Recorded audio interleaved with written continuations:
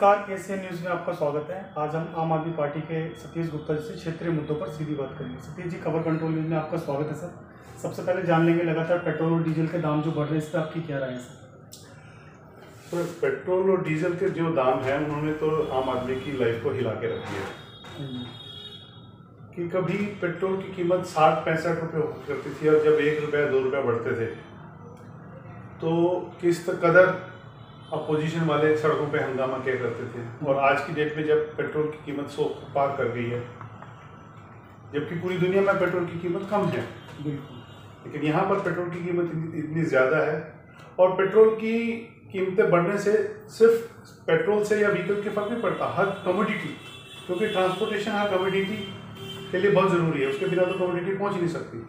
तो हर चीज़ के ऊपर इस चीज़ का असर पड़ता है। सरकार को इसके बारे में देखना चाहिए, लेकिन अभी तो वही बता सकते हैं। सर, पेट्रोल और डीजल की तो रेट बढ़े ही है, साथ में किचन की बजट की बात की जाए तो वो बिल्कुल जी सर, जो गैस का सिलेंडर कभी 465 रुपये का है, 430 से लेके 65 उसमें वेरी करता था जी, और 5 रुपये 10 रुपये बढ़ने के बाद भी सड़कों पे क्या हंगामा होता था। खाली सिलेंडर लेके हमारी स्मृति ईरानी जी जो सड़कों पे हंगामा करते थे, या इतनी बुलंद आवाज करते थे, आज की डेट में वो 865 यानी कि डबल हो चुका है, फिर भी कोई क्यों तक नहीं कर रहा। जो गरीब तक लोग होते हैं सर, सरसों का तेल इस्तेमाल करते हैं, 200 रुपये लीटर, बिल्कुल 200 रुपये किलो के हिसाब से चलता है। बिल्कुल 200 रुपया अब आम आदमी के लिए है कि दाल रोटी, वो दाल रोटी कैसे खाएगा? दालों की कीमत है 150 रुपये किलो तक हो चुकी है। दालें के रेट बढ़ गए। हाँ, रोटी, आटा, गेहूं और ऊपर से पेट्रोल, गैस, हर चीज़ महंगी है। आम आदमी के लिए तो मेरा मतलब आम एक इंसान से है, अपनी दैनिक ज़रूरतें पूरा करना बहुत ही डिफिकल्ट काम हो गया है। तो मैं आपसे ये जानूंगा गुप्ता जी, आपसे ये जानना चाहता हूँ, ये सरकार मोदी सरकार है कि उद्योगपति की सरकार है सर जो चल रही है? देखिए, साफ तौर पे ये तो उद्योगपतियों के लिए ही काम किया जा रहा है। जितने भी सरकारी संस्थान हैं, भेल है, BSNL है, एयरपोर्ट्स हैं, अथॉरिटीज़, जो रोड अथॉरिटीज़ हैं, कोई भी डिपार्टमेंट ऐसा नहीं है कि जिसको ना बेच दिया, प्राइवेट हाथों में ना दे दिया गया। गवर्नमेंट के पास डिपार्टमेंट होते थे कि लोगों को विश्वास बना रहता था कि कहीं मेरा ये काम जरूर होगा। एक उदाहरण देता हूँ, DTC की बस, या पहले कभी होता था कि ये ट्रेन या बस इस टाइम पर आनी है तो आएगी। आज की डेट में कोई भरोसा नहीं है, सब कुछ प्राइवेट हो गया, तो प्राइवेट तो अपने मुनाफे के हिसाब से चलाएगा। क्या सरकार को राइट है सर बेचने का सरकारी संपत्ति में? देखिए, राइट तो ये रास्ते निकाले जाते हैं कि ये यूनिट सिक हो गया है, ये कमा के नहीं दे रहे, यहाँ पर काम नहीं करते सरकारी अफसर। भाई, बीमार होते हैं, अगर कोई डिपार्टमेंट, कोई यूनिट आपका सिक हो रहा है तो उसका ट्रीटमेंट कीजिए ना। लोगों को बेरोजगारी जो का सामना करना पड़ रहा है, उनको रोजगार कैसे मिलेगा? आप सिक यूनिट्स को इम्प्रूव कीजिए, उनके अंदर डेवलपमेंट कीजिए, उनके अंदर लोगों को रोजगार दीजिए। प्राइवेट करने से क्या रोजगार मिलेगा? तो बिल्कुल सर, महंगाई की दर तो काफ़ी दर बढ़ती जा रही है। आपसे ये भी जान लेंगे सर, जो क्षेत्र के सांसद है वो कोरोना काल में नजर आए क्षेत्र के अंदर? आपका मतलब मनोज तिवारी जी? बिल्कुल। देखिए, सेलिब्रिटी होने के नाते समय दे पाते हैं आप लोगों को? सर, मैंने तो कभी आज तक उन्हें नहीं देखा। लास्ट टाइम मैंने उन्हें देखा होगा सर, आपने टीवी पे जरूर देखा होगा। टीवी पे तो सर वो तो अलग ही तरह का उनका एक अप्रोच होती है, लेकिन लास्ट टाइम उनके बारे में जो देखा था, सुना था, वो सिग्नेचर बिल पे जो उन्होंने हंगामा किया था, क्रेडिट लेने के लिए बैठे होते हैं, नाम बदलना, इसका नाम बदल के ये कर दो, इसका नाम ये बदल के ये कर दो, लेकिन मौके पर वो कभी हमारे तो बराबर में ही उनका एक कैंप ऑफिस है प्रमोद गुप्ता जी के यहाँ जी। अब उनके यहाँ दिखाई दे जाए वो अलग बात है, लेकिन पब्लिकली किसी मीटिंग में या कभी क्षेत्र में मौजूद नहीं रहेगा, क्षेत्र में पब्लिकली मौजूद नहीं रहे, कभी क्षेत्र में आए हो किसी के पास, अपने ऑफिस में आए और चले गए, वो एक अलग इशू। काम कुछ नहीं, काम के लिहाज से पब्लिक के दुख दर्द जानने के लिए, उनसे मिलने के लिए हमें तो कभी ऐसी कोई खबर नहीं। विधायक जी का कैसा काम है जो भारतीय जनता पार्टी से विधायक है यहाँ पे? विधायक जी तो देखिए अभी आए हैं, मैं बताऊं, सडनली हमने तो उनका नाम सुना कि यहाँ पर बीजेपी के जो विनिंग कैंडिडेट है, मतलब कि इलेक्शन जब डिक्लेयर हुआ था कि अजय माहौर जी बीजेपी के कैंडिडेट है, हमारे आम आदमी पार्टी के शिवराज शर्मा जी, तो उसके बाद मैंने उन्हें आज तक नहीं देखा फेस टू फेस, मैंने आज तक उन्हें नहीं देखा। मैं इस मेन रोड पर रहता हूँ। सर, जान लेंगे क्या क्या समस्या बनी आपकी विधानसभा क्षेत्र में, वार्ड के निगम पार्षद का कैसा काम है सर? वार्ड के निगम पार्षद का तो मेनली तो एमसीडी से रिलेटेड है कि साफ सफाई है, कंस्ट्रक्शन है, नालियां हैं, स्वास्थ्य है, शिक्षा है। तो वो समस्या है, वो तो उजागर है। आपने कितनी ही बार लोगों को सुना है, स्कूलों के अंदर पढ़ाई नहीं है, टीचर्स नहीं है, या फिर कौन से स्कूल सर बोलते हैं? गवर्नमेंट स्कूल्स के अंदर जितने भी एमसीडी के स्कूल्स हैं, गवर्नमेंट स्कूल्स के अंदर जो एमसीडी के जो स्कूल्स हैं, हालांकि जो दिल्ली सरकार ने अब जो किया है वो तो काबिल तारीफ। हमारे सामने भी, घर के सामने भी जो स्कूल है, इसके अंदर भी बहुत सारे कमरे बने हैं।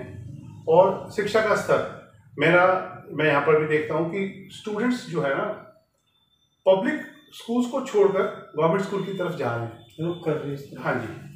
तो ये तो सुधार, इसका क्रेडिट जाता है आम आदमी पार्टी को। केजरीवाल जी ने जो मेहनत की, सिसोदिया जी ने एजुकेशन मिनिस्टर होने के नाते, और वो किसी भी स्कूल का औचक निरीक्षण करते हैं। स्वयं वो एक अध्यापक भी हैं, रहे हैं। हाँ, मैं तो अध्यापक भी रहा हूँ, एक शौकीन, क्योंकि बैंक में जाने से पहले मैं एक टीचर था।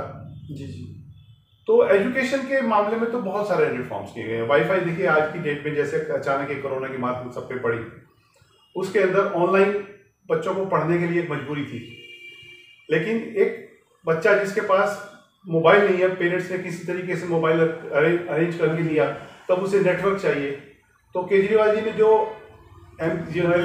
वाईफाई की सुविधा दी, बच्चे घर के बाहर रोड के ऊपर बैठ के, वहाँ पर सिग्नल अच्छा मिलता है, वहाँ पर बैठ के पढ़ते देखे गए। बहुत बड़ी उपलब्धि है सर। जी हाँ, मैं तो समझता हूँ कि देखिए, जब जरूरत के बाद कोई चीज़ मिलती है, वक्त के हिसाब से अगर कोई चीज़ मिलती है तो उसकी अहमियत ज़्यादा होती है। वापस आ जाते हैं सर वार्ड पे। निगम पार्षद का कैसा काम है सर? कौन है, किस पार्टी से है?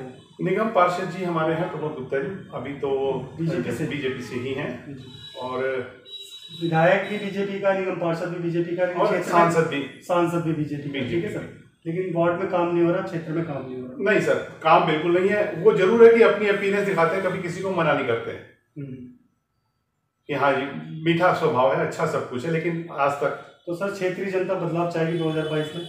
बिल्कुल चाहेगी सर।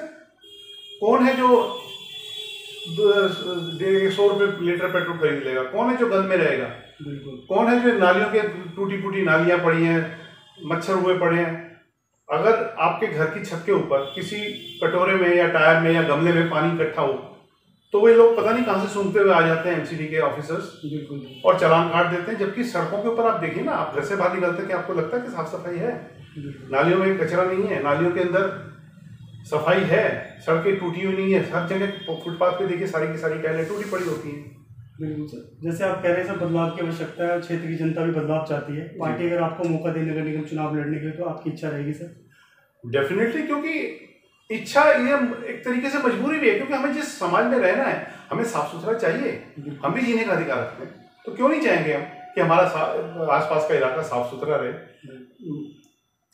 एमसीडी के अंदर एक और बड़ी अच्छी खासी समस्या ये है, कभी भी आप देखते हैं कि कोई लेंटर डल रहा होता है, कंस्ट्रक्शन वर्क चल रहा होता है, तो वहां पर लेंटर के हिसाब से रेट बना हुआ है। अगर आप उनको पैसे नहीं देंगे तो आपको वो किसी न किसी तरीके से कार्रवाई की धमकी देते हैं, और आदमी अपने रहने के लिए मकान बना रहा है।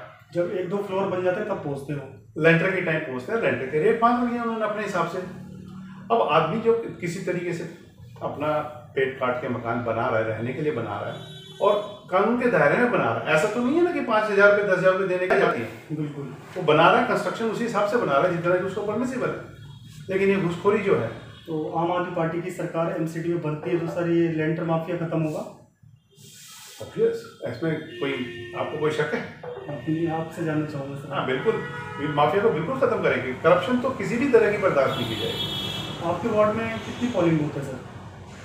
पोलिंग बूथ देखिए आप, पोलिंग बूथ एक हमारे यहाँ वो मंडल है, स्कूल है, 11 सेंटर्स हैं, और एक सेंटर पे तकरीबन 4-3 हैं, तो टोटल 44 या 45 के करीब हैं। सब पे आपका वॉलंटियर है सर? नहीं, देखिए मैं ये नहीं कह सकता कि मेरे वॉलंटियर हैं, लेकिन आम आदमी पार्टी के वॉलंटियर्स हैं।